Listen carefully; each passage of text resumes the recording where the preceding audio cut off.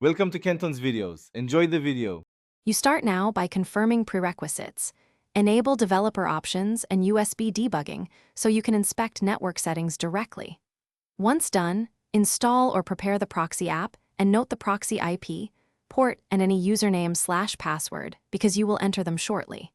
Make sure your Android is on the target Wi-Fi and that you have ADB or direct configuration access.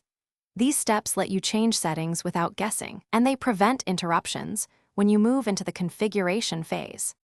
Now configure the proxy on the device.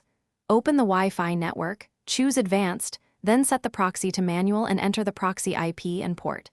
Add bypass hosts if needed.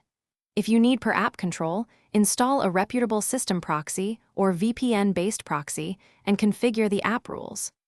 Once set, install the Proxy CA certificate only if you plan to inspect HTTPS traffic. This tells Android to trust the proxy for secure connections.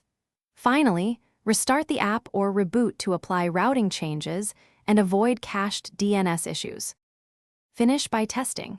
Use a browser, curl, or a network tester app to confirm traffic flows through the proxy and that the apparent IP and headers match expectations. If connections fail, first check firewall and proxy authentication, then ensure the device trusts the Proxy CA if HTTPS is used. Make sure split tunneling or per-app rules aren't blocking requests.